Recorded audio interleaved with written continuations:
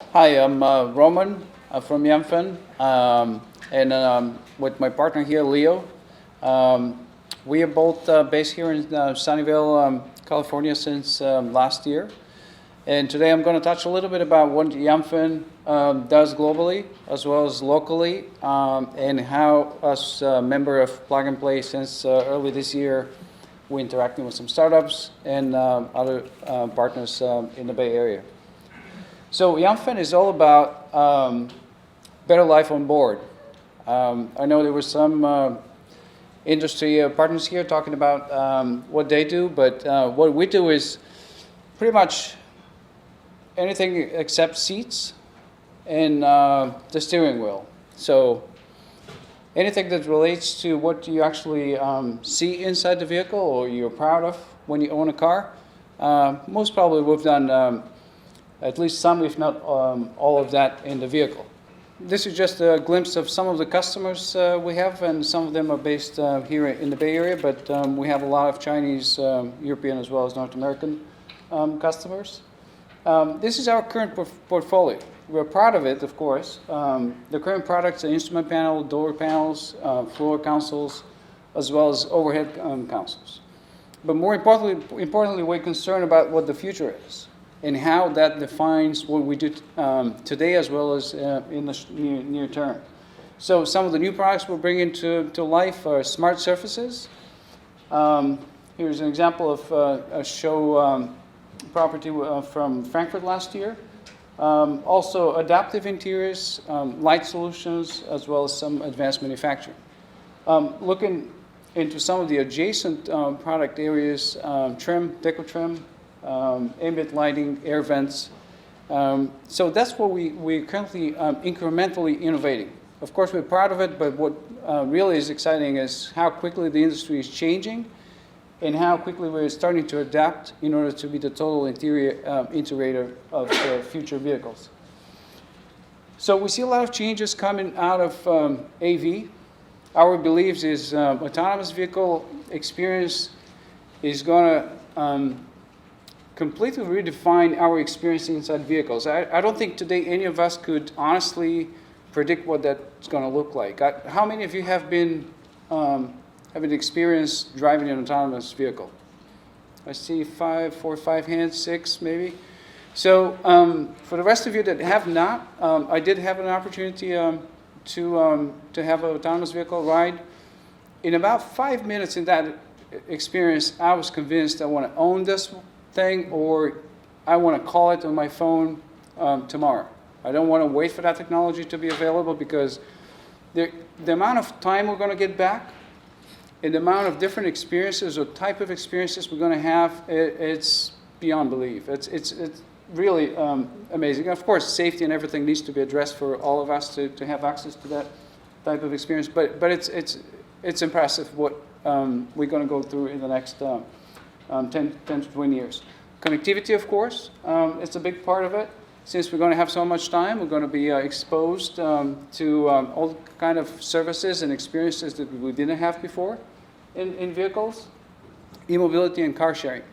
That drives a lot of the thinking around what the adaptive interior looks like, how interiors are going to adapt to our needs, our experiences, and of course, lightweight, functional surfaces, a lot of different things that we're doing today.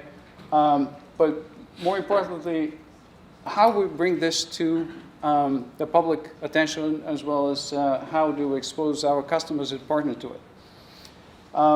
Leo and I are part of a group called Advanced Product Development within Yanfeng, and I'll talk a little bit about it. It's about 130 people globally focused on innovation today, as well as more on what tomorrow innovation looks like. So we bring all of our thoughts of how the future interior looks like in a form of show properties. So this is an example of the latest show property we showed last year globally. And how do we see different modes of use in the show property. Of course, drive is still something we think about and we do, but going forward, we're going to spend a lot of time with family, friends, we're going to work, we're going to relax in those spaces. So in this particular show property, we showed 30 innovations. Many of them are done internally, but also some of them are examples of partnerships that we've put together in order to be able to demonstrate that. This is the team that I mentioned, about 130 people. It's only a small team in Sunnyvale, California here, but we have a lot of experts globally in US, China, and Europe. We're physically located about 2 miles from this plug-and-play location, so we're close by. And some of our activities here in Sunnyvale are related to engaging new OEMs, established OEMs, as well as working with partners and startups. Of course, like everybody else, we're trying to define what the future business models may look for us. Today we are known quite well for injection molding plastic manufacturing, but our future looks more like intelligent interior that has a lot of sensors, a lot of data collection, and a lot of services that we don't do today. That's exciting for the small advanced development group globally. Very scary for all the executives that are thinking, "What are you talking about?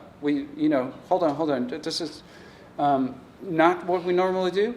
But we are actually starting to bring a lot of different type of opportunities to their attention, and we're getting traction. And by the way, Plug and Play is helping with that because it provides that sense of predictability that since we're working with partners that are well established and trusted, what we talk about is actually very meaningful. So it helps a lot. In terms of membership, we started in February this year. We've already done a deal flow. We're planning another deal flow in about a month or so. We have 3 selected proof of concepts with startups that we saw during the first deal flow. So we think that works very well for us. So for new members that are considering joining, I would highly recommend joining Plug and Play. And of course, you get what you put into it. So so far, we're extremely happy. We're looking, of course, forward, and we see projects and long-term relationships coming out of this Plug and Play relationship. Just another iteration of what we're looking for. So for startups or partners in the automotive space, of course, we do the traditional, design, engineering, manufacturing.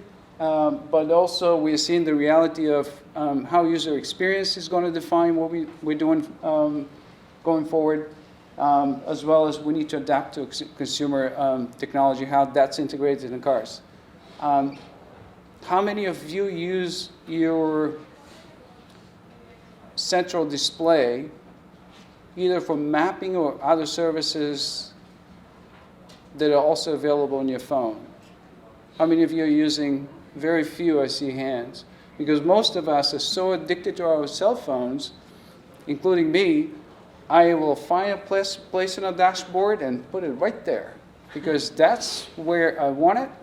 That's where it makes sense to me. That's where I'm looking at a device that I know well. No surprises. The central stack is not, unfortunately, today well designed for consumer use or personalized use the way we want it. So that's what we want to be. We want to be the people that figure out what consumers want and how do we deliver to them the way they want it, not the way our engineers or designer things. It's what consumer wants. In terms of manufacturing, of course, advanced manufacturing, technology, lightweight, these things are interesting for us, but this is not the only thing we're focused on.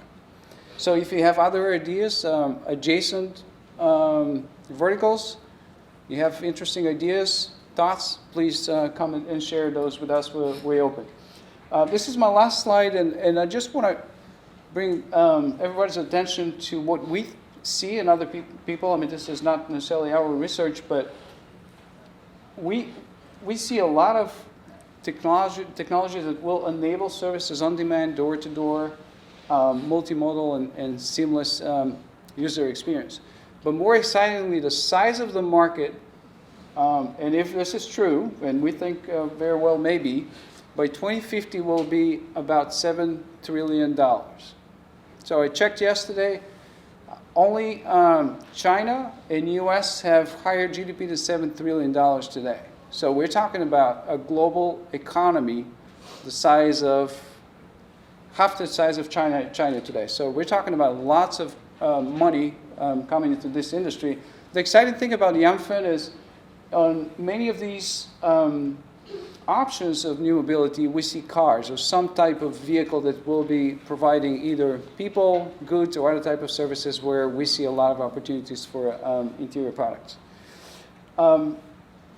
Thank you for the opportunity to present. And on Thursday between 12 and 3 p.m., Leo and I will be hosting Yanfeng office hours at the Santa Cruz room. So if we don't get a chance to talk today, I'll look forward to speaking to you on Thursday. Thank you.